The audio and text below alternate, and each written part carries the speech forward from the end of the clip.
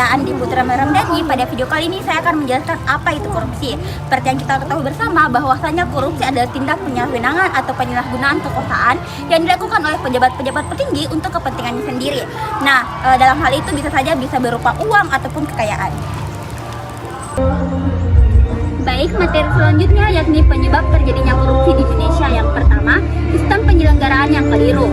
Sebagai negara yang baru merdeka atau baru berkembang, seharusnya pembangunan ditingkatkan di bidang pendidikan. Akan tetapi sejauh mata memandang, mulai dari masa reformasi, orde baru sampai orde lama, pembangunan hanya ditingkatkan di bidang ekonomi saja. Sedangkan seperti yang kita ketahui bersama bahwasanya negara yang baru berkembang atau baru merdeka masih minim memiliki sumber daya manusia, uang, manajemen, dan alat-alat teknologi yang canggih. Selanjutnya yang kedua yakni kompensasi PNS yang rendah. Wajar apabila suatu negara yang bermerdeka atau berdaulat tidak memiliki uang yang cukup untuk memberikan gaji kepada pegawainya secara tinggi. Hal itu disebabkan karena tingginya pembangunan di tingkat ekonomi. Yang ketiga yakni pejabat yang serakah. Pola hidup yang dilahirkan dari sistem tersebut membuat pejabat ingin kaya secara instan. Oleh karena itu, pejabat mulai menyalahgunakan kegunangannya atau jabatannya untuk kepentingannya sendiri.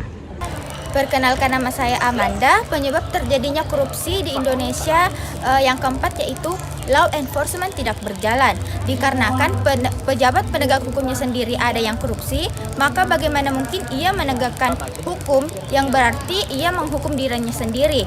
Para pejabat besar dan para PNS-nya yang korupsi dikarenakan gaji yang diberikan tidak cukup sehingga mereka melakukan korupsi. Maka bisa dikatakan penegakan hukum tidak berjalan dengan baik di instansi pemerintahan maupun di kalangan masyarakat dikarenakan segala sesuatu diukur dengan uang. Yang kedua yaitu disebabkan law enforcement tidak berjalan.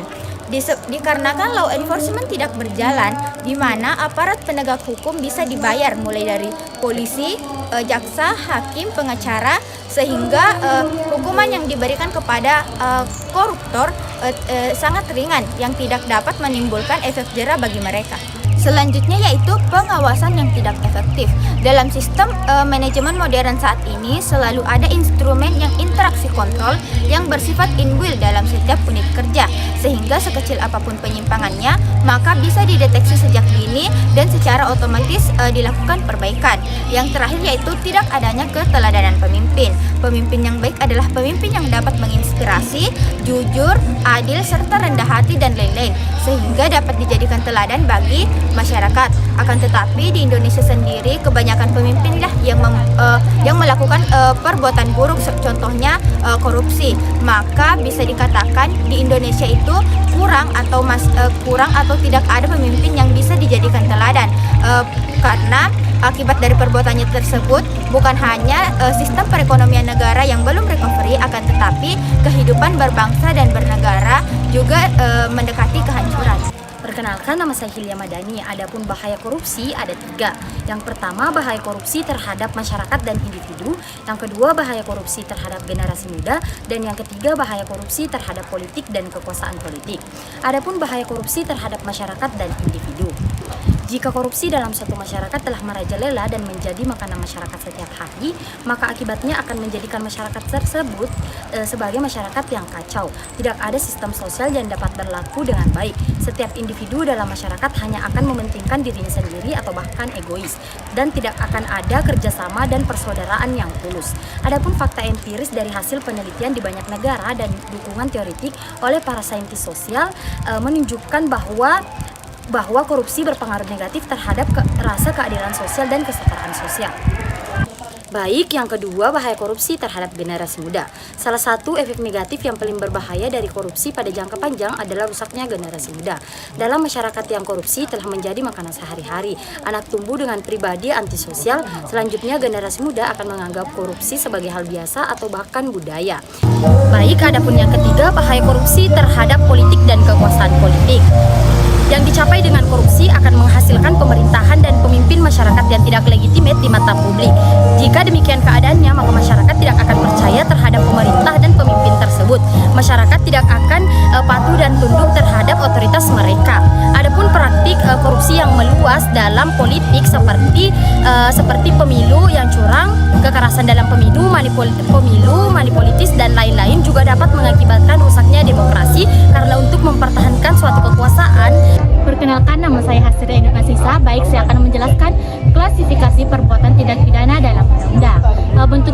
perbuatan dalam tindak pidana korupsi sebagaimana yang tercantum dalam Undang-Undang Nomor 31 Tahun 1959 tentang pemberantasan tindak pidana sebagaimana telah diubah menjadi Undang-Undang Nomor 20 tahun 2001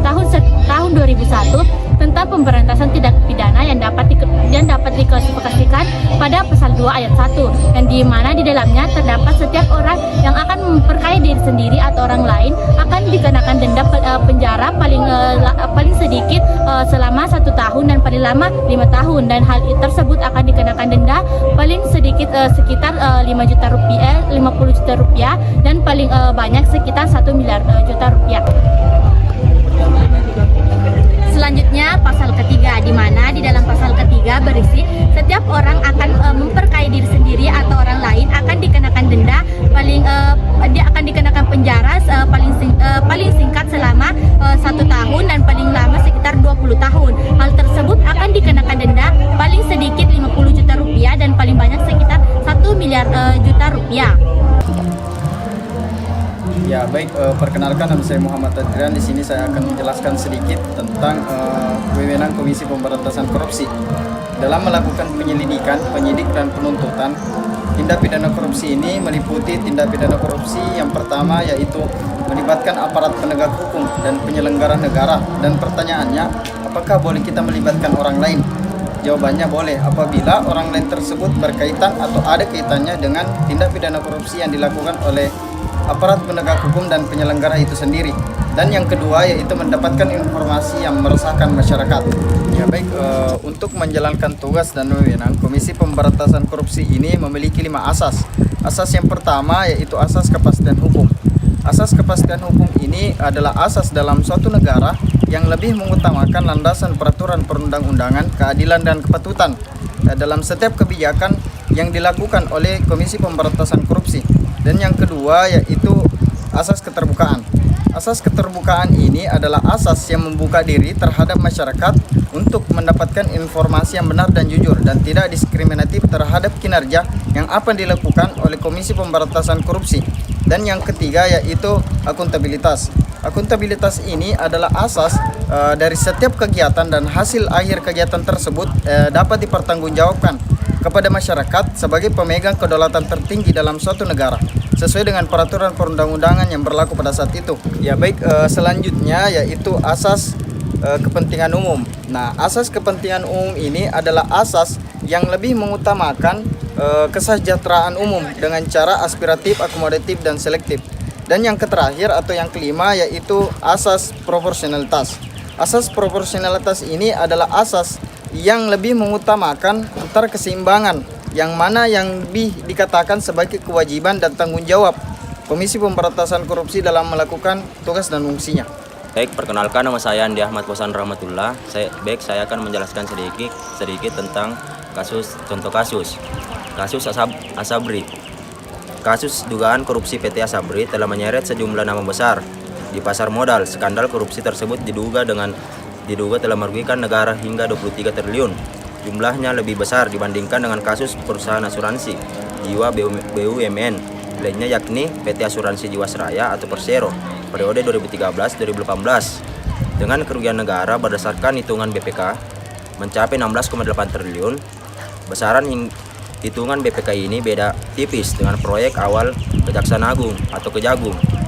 Atas kasus Jiwasraya yakni 17 triliun. Dari jumlah 16,8 triliun itu terdiri dari kerugian investasi di saham 4,65 triliun. Temuan pihak berwenang menyebutkan bahwa sejumlah nama tersebut terseret dalam dua mega skandal tersebut. Misalnya Beni Joko Saputro atau Benjok, direkrut utama PT Hansu International Tbk atau MYRX, dan Heru Hidayat, komisaris utama PT Terada Alam Minera Tbk atau TERAM. Keduanya juga ditetapkan sebagai tersangka di kasus Asabri.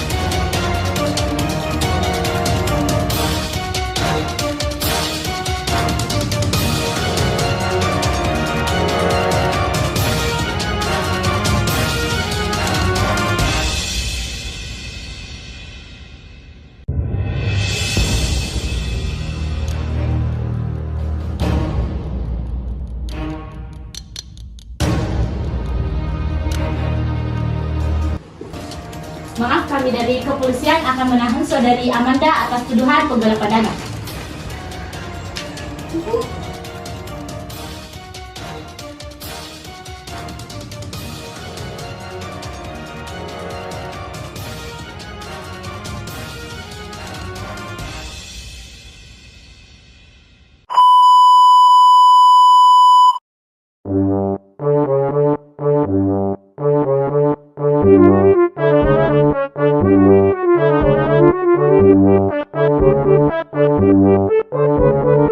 Thank you.